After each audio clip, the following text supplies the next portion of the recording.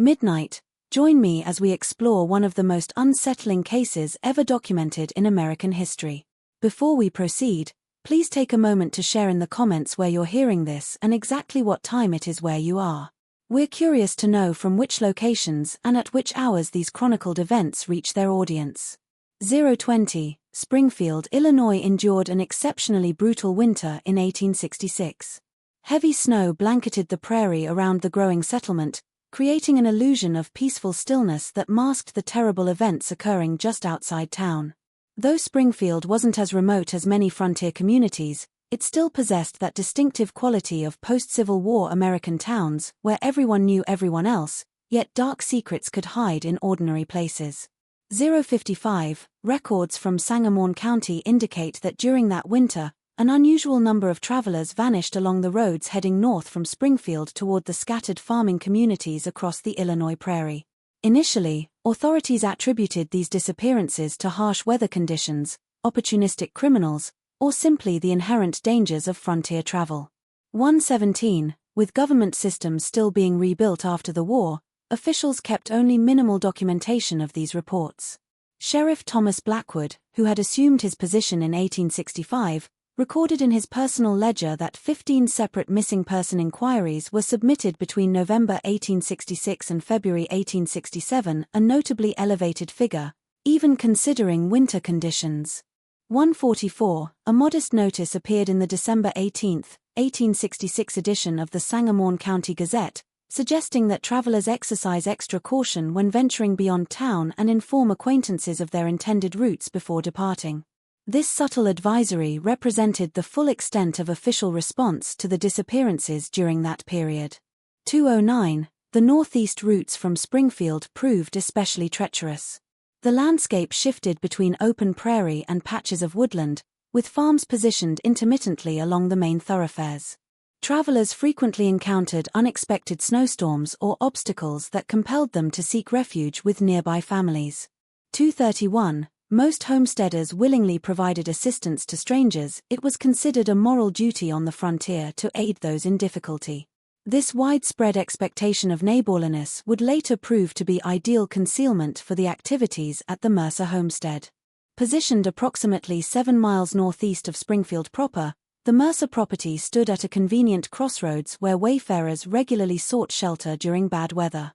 3 o'clock, according to land documents filed with the Sangamon County Clerk's office in 1858, the property encompassed a main residence, substantial barn, smokehouse, and various outbuildings spread across 80 acres of partially wooded terrain.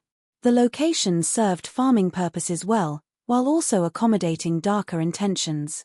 Tax assessments from 1860 indicate the Mercer property was valued considerably higher than neighboring farms, suggesting significant investments in the land and structures. 335, the main house was a 2-story frame building with a stone foundation and full cellar, unusually substantial for an area where most farmers made do with simpler dwellings. This basement would later become central to the atrocities uncovered on the premises. Jacob Mercer, the family head, appears in local church registries as a man of respectable standing, though reserved in manner.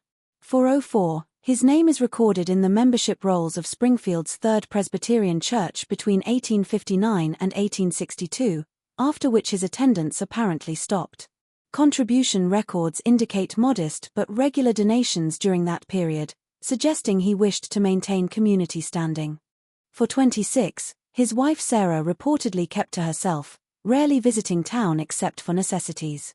According to Millicent Hathaway, who ran a shop on Springfield's north side, Sarah Mercer consistently purchased unusual quantities of salt and preserving spices while speaking little but observing everything.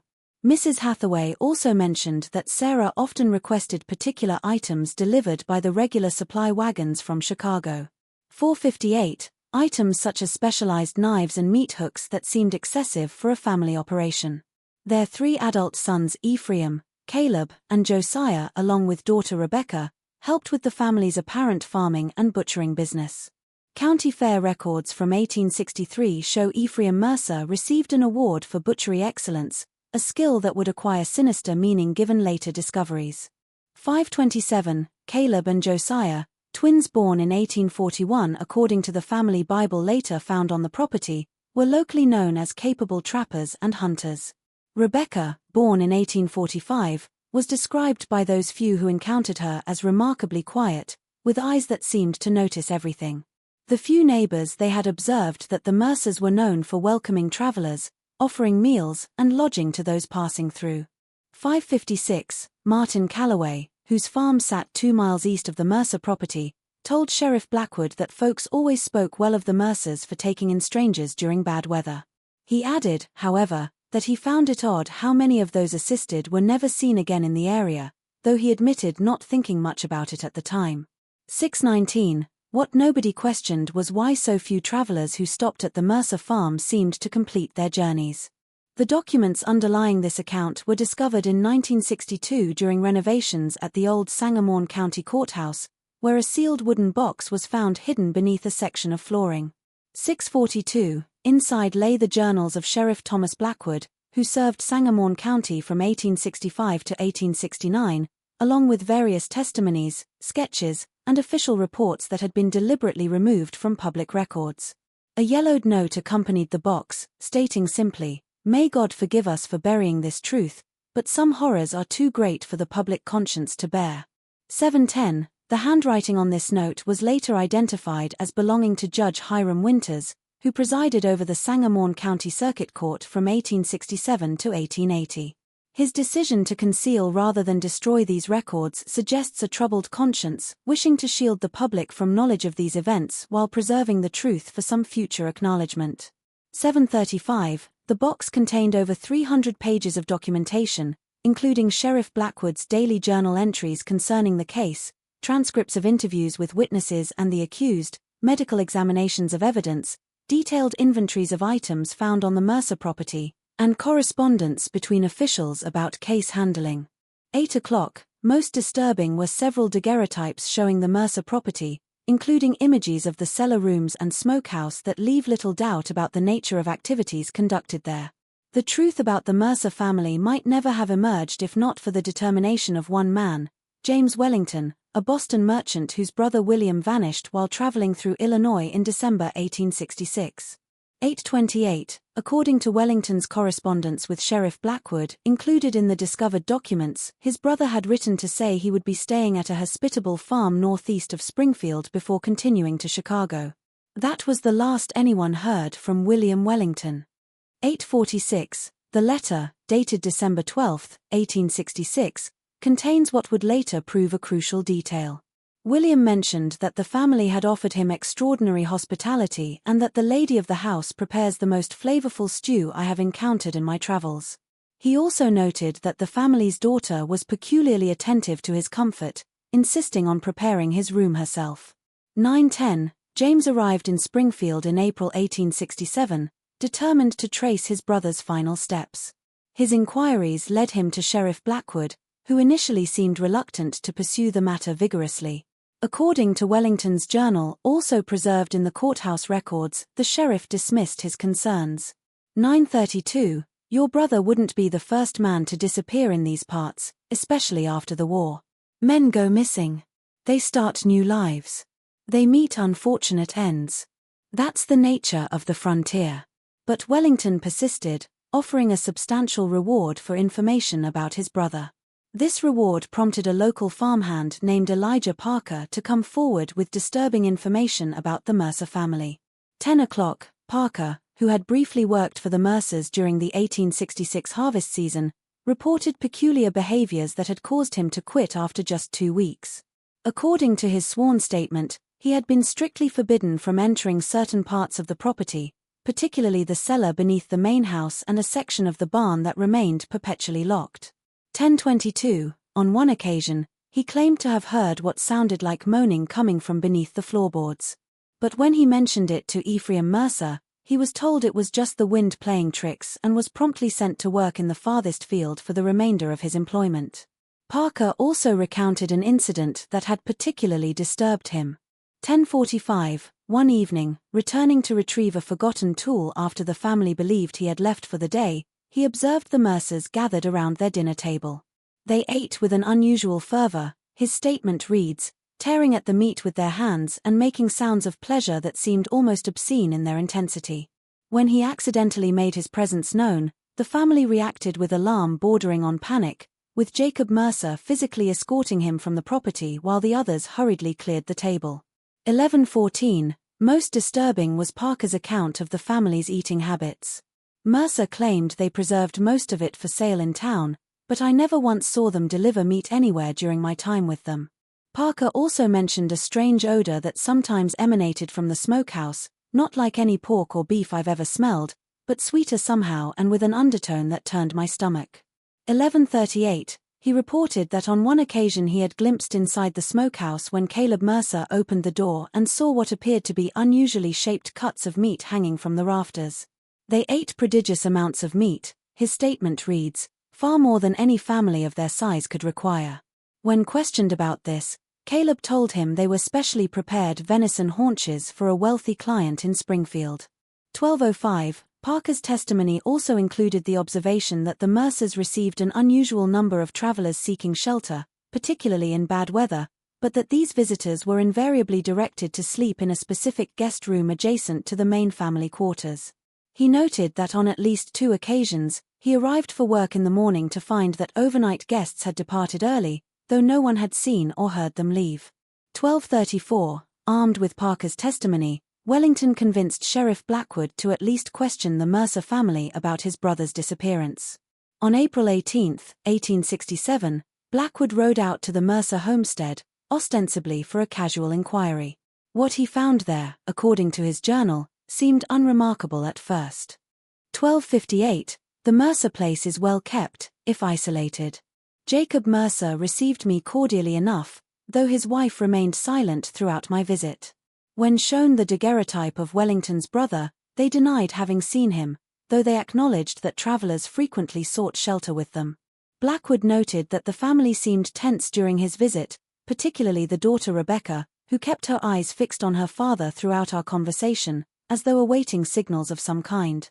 13:28. He observed that the house was unusually clean and ordered for a frontier dwelling, with a noticeable absence of the customary clutter of family life. This unnatural tidiness would later be recognized as evidence of the family's methodical approach to concealing their activities. Blackwood might have left it at that, were it not for a detail he noticed as he was preparing to leave. 13:54. As I mounted my horse, I observed what appeared to be a fine walking stick propped beside the door, one that matched precisely the description of the silver-topped cane that Wellington had said was his brother's prized possession. When Blackwood casually inquired about the cane, Jacob Mercer claimed it had been left by a traveler some months ago, and invited the sheriff to take it if it might be of use. 14:22. This overeagerness to part with what would later prove to be incriminating evidence struck Blackwood as suspicious, and he declined the offer, stating that he would return the following day to discuss the matter further. This observation prompted a more thorough investigation. Blackwood returned the following day with 2 deputies armed with a warrant to search the property. 14:45. According to his journal, Jacob Mercer's demeanor changed dramatically when presented with the warrant. His face went ashen, and for a moment I thought he might collapse. Then a strange calm seemed to overtake him. "You'll find nothing here that concerns you," he said, though his eyes darted repeatedly toward the barn. 15:06. The search of the main house yielded little of note, though the deputies reported that the cellar door was secured with an unusually robust lock. When asked about this, Sarah Mercer explained that they kept their valuables and preserved foods stored there, safe from potential thieves. The keys, she claimed, were with her husband. 15:27. Throughout the search of the house, the Mercer children maintained an eerie silence, standing together in the kitchen with expressions that Deputy Samuel Foster later described as unnaturally blank, as though they had emptied themselves of all thought or feeling. Only Rebecca showed any sign of emotion, occasionally glancing toward her mother with what Foster interpreted as a question in her eyes. 15:52. It was in the barn where the first truly disturbing discovery was made. Behind a false wall in the rear of the structure, Blackwood and his men found a small room containing personal effects that clearly belonged to various individuals: pocket watches, jewelry, wallets, letters, and clothing, including a coat with William Wellington's name stitched inside the collar. 16:18. The inventory of items found in this hidden room, meticulously documented by Deputy Foster, listed 37 distinct collections of personal belongings, each neatly bundled and labeled with dates ranging from March 1863 to February 1867. These labels would later be matched to the approximate dates of disappearances reported throughout the region during that period. 1642. Confronted with this evidence, Jacob Mercer's composure finally broke. According to Deputy Foster's account, Mercer began to laugh, a sound that Foster described as hollow, like wind through a cave. Then, without warning, Mercer attempted to flee, running toward the woods behind the property. He was quickly apprehended, but not before shouting to his wife, "Tell them nothing. They don't understand our way." 1706. What followed was a systematic search of the entire property that gradually revealed the full horror of the Mercer family's activities. The locked cellar, once opened, contained a series of small cell-like rooms with shackles mounted to the walls. Though empty at the time of discovery, evidence suggested they had recently been occupied. 1732, the earthen floor of one cell was disturbed, and upon digging, deputies discovered human remains. Dr. Hiram Reynolds, who examined these remains, noted in his report that the bones showed clear signs of having been deliberately cleaned of flesh with sharp implements. He identified them as belonging to at least 3 distinct individuals based on the presence of multiple skull fragments. 1758. Most disturbing was his observation that many of the bones showed signs of having been cracked open in a manner consistent with extraction of marrow. The cellar also contained a room that appeared to serve as a processing area, with a large table, various knives and saws, and drains cut into the stone floor. 1819. The walls and table showed extensive bloodstains which, according to Dr. Reynolds' analysis, were unquestionably human in origin. A shelf along one wall held glass jars containing what appeared to be preserved organs, though Sheriff Blackwood ordered these removed without detailed examination, noting in his journal that some sites are too profane for even professional scrutiny. 1846. But it was the smokehouse that contained the most damning evidence. What had been assumed to be animal meat hanging from hooks was, upon closer inspection, determined to be of human origin. Barrels that ostensibly contained preserved pork held human remains in various stages of processing. According to Dr. 1907, Hiram Reynolds, the county physician called to examine the evidence, the method of butchery indicated a disturbing familiarity with human anatomy and a precision that suggests long practice. Reynolds's report, which spans 17 pages of clinical detail, identifies remains from what he estimated to be no fewer than 7 individuals in various stages of preservation within the smokehouse alone. 1934, most had been expertly sectioned and prepared in a manner that, as Reynolds uncomfortably noted, would not appear out of place in a butcher shop, save for the obvious humanity of the subjects. The report includes detailed sketches of the cutting patterns observed, which Reynolds suggested indicated a refinement of technique over time. 1954, the family was immediately taken into custody. During initial questioning, they maintained a unified silence, refusing to answer even the most basic inquiries. It was only after they were separated that Rebecca Mercer, the youngest at 22, began to speak. Her testimony, recorded by Sheriff Blackwood's clerk and sealed with the other documents, provides the most comprehensive account of the family's activities. 2021, Rebecca spoke for over 6 hours, her statement filling 43 pages of transcription. Throughout, the clerk noted, she maintained a conversational tone more suited to discussions of household management than the horrors she recounted. This emotional detachment, later identified by Dr. Martin Holloway of the Illinois State Asylum as a profound moral insanity, characterized all of Rebecca's interactions with authorities. 2047, according to Rebecca, the Mercer family's descent into cannibalism began during the harsh winter of 1862-63 when food supplies ran dangerously low. Father said, she recounted, God provides in mysterious ways, and we weren't to question his provisions. She described in detail how her father and brothers prepared the body in the barn, returning to the house with cuts of meat that Sarah cooked as though it were venison.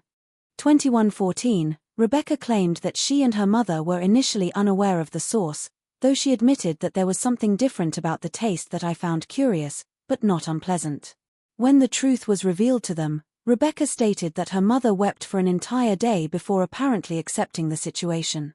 2134, a traveler seeking shelter died naturally during the night, and facing starvation, Jacob Mercer made the decision to use the body for sustenance. Father said it was no different than eating any other meat, Rebecca's testimony reads. Mother said that frontier life requires adaptability, Rebecca recounted. She said that what happens within the family remains within the family, and that God would understand our necessity. 2201, what began as a desperate act of survival evolved into something more calculated. By the winter of 1863, the family had begun deliberately targeting travelers, offering shelter and food before subduing them, typically by drugging their evening meal. The victims were kept alive in the cellar, sometimes for weeks, before being slaughtered as needed. 2227, Father said fresh meat was best. Rebecca stated with a clinical detachment that Sheriff Blackwood found more disturbing than any display of emotion would have been. Rebecca described the family's methodology with unsettling precision. Travelers who seemed unlikely to be immediately missed, single men, particularly those who mentioned having no family or being estranged from relatives, were preferred targets. 2252, the guest room, where travelers were accommodated, was designed with a trap door beneath the bed that could be activated from an adjacent room, dropping the unsuspecting victim into one of the cellar cells below. For those who might be too alert or suspicious to be taken by such means, the family developed a routine of overwhelming hospitality, including generous servings of home-distilled whiskey laced with herbs that Rebecca identified as Jimson weed and something Father gathered from the woods. 2324, once the victim was sufficiently incapacitated, they would be restrained and moved to the cellar. The family had developed an efficient system. Jacob and his sons would handle the killing and initial butchering. Sarah and Rebecca would process the meat for consumption and preservation. Nothing was wasted. Organs were eaten fresh. Muscle meat was smoked or salted. 2346, bones were crushed and buried in the fields as fertilizer. Personal belongings were carefully catalogued and stored, occasionally sold in distant towns if they appeared valuable but untraceable. Rebecca estimated that between 1863 and their arrest in 1867, the family had killed and consumed at least 24 individuals. 2400 hours 11, when asked why they continued long after the initial crisis had passed, she responded with unsettling candor. Father said, once you acquire a taste, ordinary food loses its savor. Perhaps most disturbing was Rebecca's account of how the family rationalized their actions. Jacob Mercer had apparently developed an elaborate theological justification, telling his children that they were like the Israelites in the wilderness, sustained by manna that others couldn't recognize as food. 2400 hours 43, he claimed that their ability to consume human flesh without illness or remorse was evidence of divine selection, that they had been chosen to survive in this manner. The family maintained a veneer of normalcy in their interactions with the wider community. They attended church sporadically, made appropriate contributions to local causes, and participated in county fairs and social gatherings just enough to avoid suspicion. 25:11, Father said we were like wolves among sheep, Rebecca stated. He said the secret to hunting successfully was to never let the herd know you're not one of them. When asked if she felt any remorse for her participation, Rebecca reportedly tilted her head as though considering the question for the first time. 25:29, I suppose I should, she finally answered. But I don't know how to feel about something that's become as natural as breathing. It's just what we did. The trial of the Mercer family was held in Springfield in June 1867, though notably, court records available to the public make no mention of the actual charges or the nature of their crimes. 25:50, according to the sealed documents, this omission was deliberate. County officials, fearing the reputation of both Springfield and the state of Illinois would be irreparably damaged by the full disclosure of the Mercers' activities, chose to list the charges simply as murder without elaboration. Judge Hiram Winters, in a private letter to the state governor found among the sealed records, justified this decision. 26:16, the details of this case are of such a nature that their full disclosure would not only offend public decency but might plant dangerous ideas in susceptible minds. It is our determination that justice can be served without subjecting the community to the full horror of these acts. The trial was closed to the public, ostensibly to protect the sensibilities of the community, but more likely to control the narrative. 26:45, All 5 family members were found guilty and sentenced to death by hanging. The executions were carried out on July 12, 1867 at dawn, witnessed only by essential officials and clergy. The bodies were buried in unmarked graves in a section of Oak Ridge Cemetery reserved for the indigent and criminals. According to Sheriff Blackwood's account of the executions, none of the family showed any sign of remorse or fear as they approached the gallows. 27:15, Jacob Mercer reportedly smiled throughout the reading of the death warrant, while Sarah maintained the same impassive silence she had exhibited since her arrest. The 3 sons were described as strangely eager for the proceedings to begin. Only Rebecca showed any unusual behavior, asking repeatedly if her family would be dining together after the event. 27:38, a question that Blackwood found particularly disturbing given the context.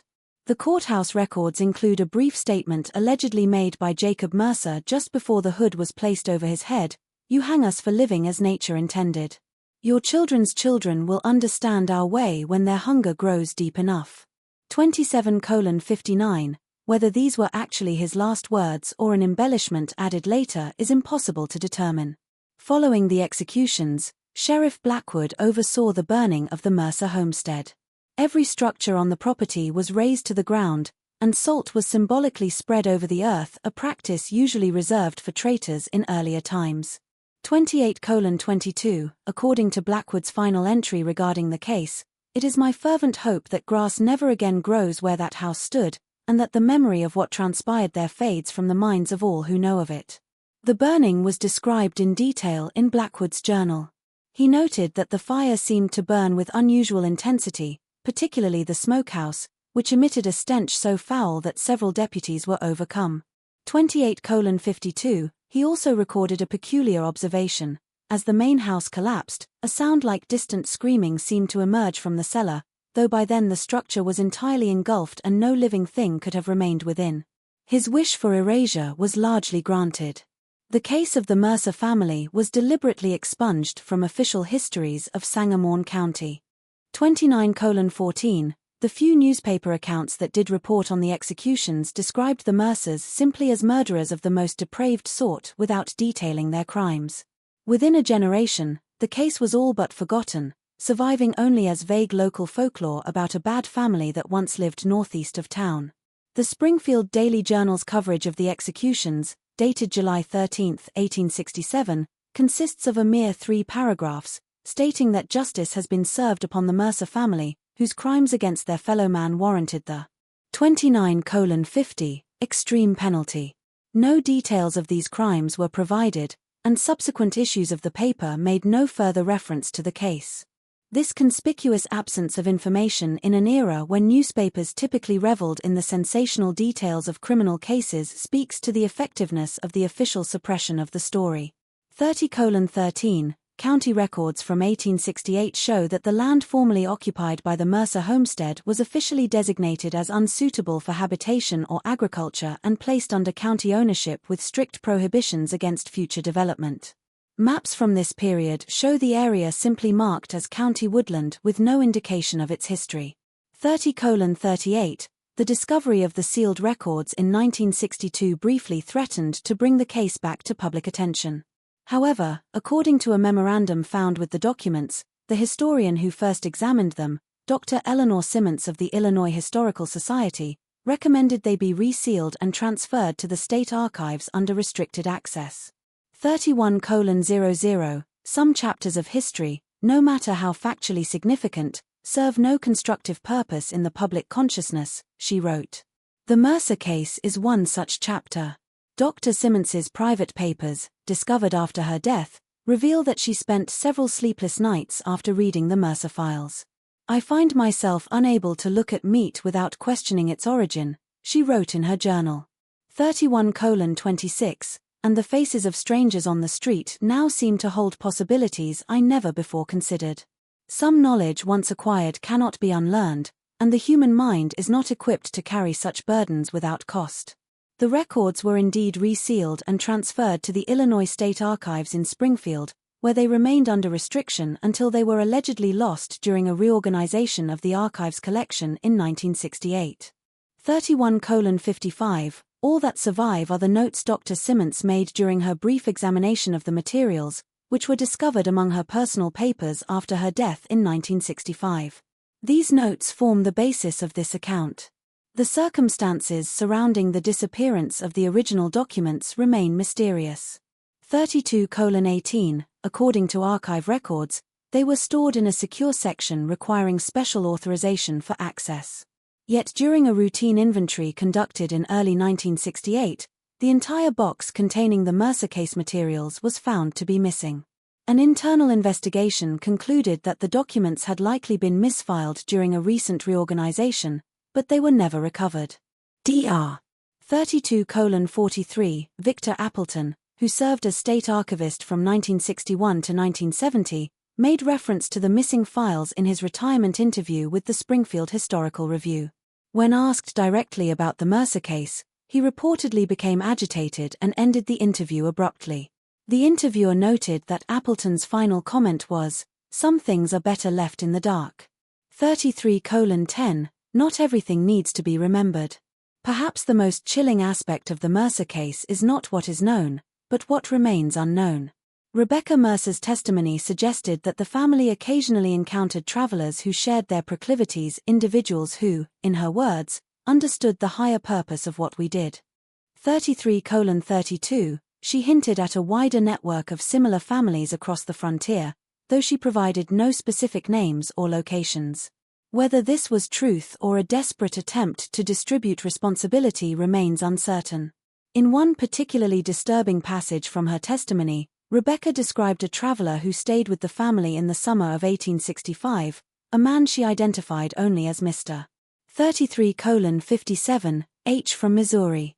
According to Rebecca, this man recognized the true nature of the meat served at dinner and, rather than reacting with horror, expressed appreciation for the rare delicacy. Rebecca claimed that Mr. H shared stories of similar practices in isolated communities along the Missouri River, suggesting that the Mercers were not unique in their activities.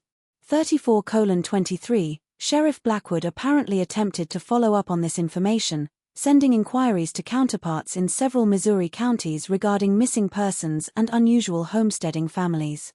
The sealed records include responses from 3 different Missouri sheriffs, all reporting no knowledge of cases similar to the Mercers, though one noted cryptically that certain rumors persist in the more remote regions that we have neither the manpower nor inclination to investigate thoroughly.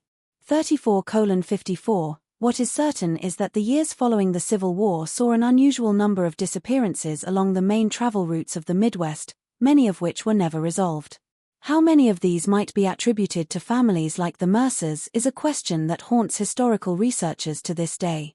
35:14, a statistical analysis conducted by Dr. Howard Lambert of Northwestern University in 1959, examining missing persons reports across Illinois, Iowa, and Missouri from 1860 to 1880, identified what he termed anomalous clusters of disappearances around certain geographic points. One such cluster centered on the area northeast of Springfield during precisely the period of the Mercer family's activities. 35:44, however, Lambert's study made no reference to the Mercer case specifically, suggesting he was unaware of the connection. The land where the Mercer homestead once stood remained abandoned for decades. According to local land records, it was eventually purchased in 1912 by a developer who intended to build a small housing community on the site. 36:06, interestingly, the project was abandoned after the developer reportedly suffered disturbing dreams while staying on the property during the initial survey. The land was subsequently donated to the county as a nature preserve, with the stipulation that it never be developed for residential purposes. The developer, Charles Winthrop, left a curious account of his experience in a letter to the county commissioner included in the property transfer documents. 36:34, I cannot in good conscience build homes where families would dwell on this land. During my brief stay, I was visited each night by dreams of such intensity and disturbing nature that I can attribute them only to some lingering miasma in the soil itself. There is something unwholesome about the place that no amount of modern development can purify. 36:56, visitors to the preserve today report an unusual silence that permeates the area. Birds seem to avoid the central clearing where the homestead presumably stood. A park ranger interviewed in 1963 noted that even deer and other wildlife tend to skirt the edges of this clearing rather than cross directly through it. 37:17, "It's like they know," he said. "Like the land itself remembers what happened there, even if people don't." Park maintenance records from the 1950s document several instances of rangers refusing to work in certain areas of the preserve, particularly around the clearing where the foundation stones of the Mercer House can still faintly be discerned beneath decades of undergrowth. 37:43, one report mentions a ranger who claimed to have heard dinner table conversation, including laughter, while working alone near this site at dusk. He requested transfer to another park the following day. In 1964, a graduate student in archaeology from the University of Illinois obtained permission to conduct a limited excavation of the site. 38:05, after just 3 days, the excavation was abruptly terminated, and all findings were confiscated by state officials.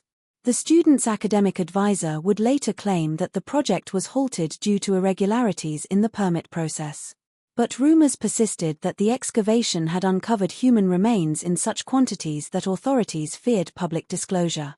38:31, the student, whose name has been redacted from all official records related to the excavation, reportedly suffered a nervous breakdown shortly afterward and abandoned his academic career entirely. His whereabouts after 1965 are unknown. A colleague who had assisted with the initial stages of the excavation later reported, under condition of anonymity, that they had uncovered what appeared to be a mass grave containing bone fragments from dozens, possibly hundreds of individuals. 39:04, most disturbing was his claim that these remains showed clear signs of butchery consistent with food preparation. "It wasn't just that they killed them," he stated. "It was that they treated human beings like livestock, processing them in the same way you would cattle or pigs. And the scale of it was industrial." Perhaps the most disturbing postscript to the Mercer case emerged in 1966, nearly a century after the original events. 39:31, a contractor renovating one of Springfield's oldest buildings discovered a hidden compartment within a wall containing a small leather-bound journal.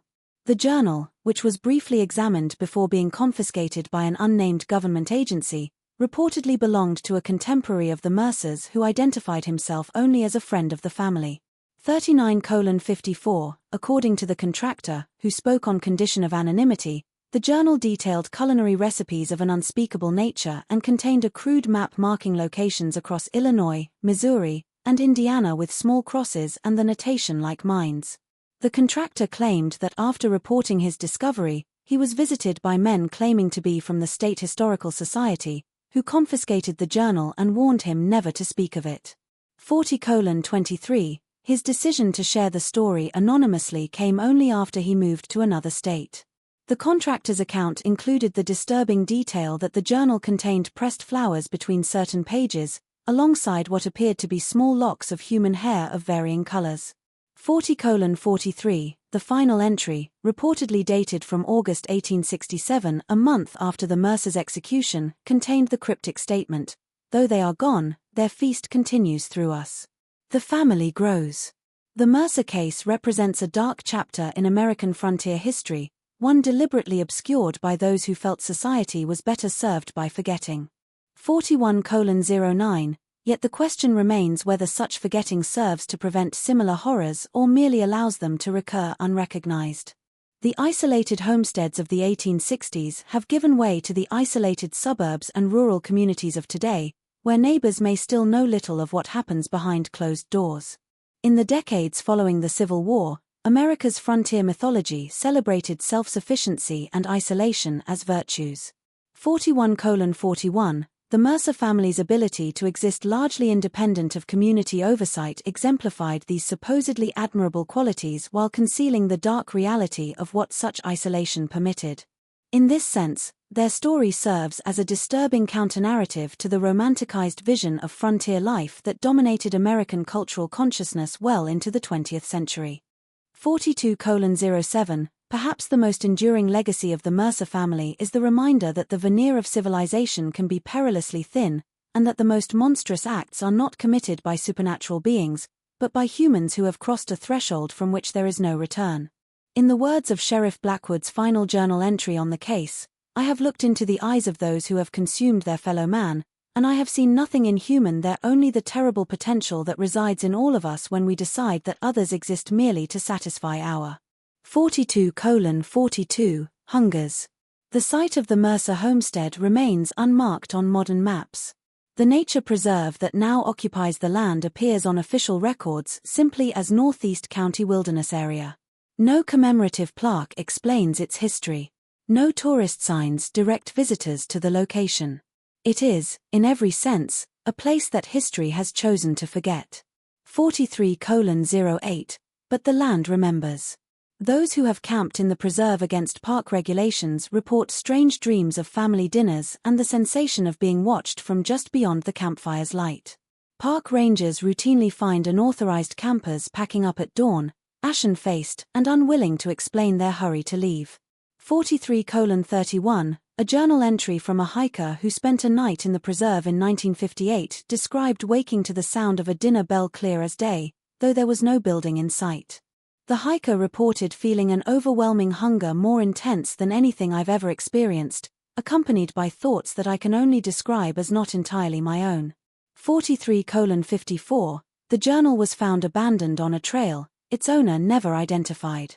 In 1967, exactly 100 years after the Mercer family's execution, a reporter from the Springfield Journal attempted to write a centennial piece about the case.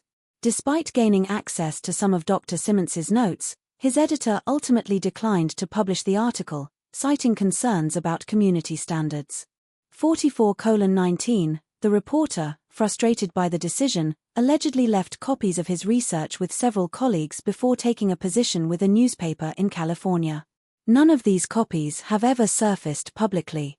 According to one former employee of the journal, the reporter's desk was cleared out by unknown individuals the day after his departure, and his colleagues denied ever receiving any materials related to the Mercer case. 44:49, when contacted in 1968, the reporter himself claimed to have no memory of researching the case and suggested that his former colleagues were mistaken. The reporter's subsequent career showed a curious aversion to certain types of stories. His new editor in California noted that he categorically refused to cover cases involving missing persons or any crime scene where human remains were discovered.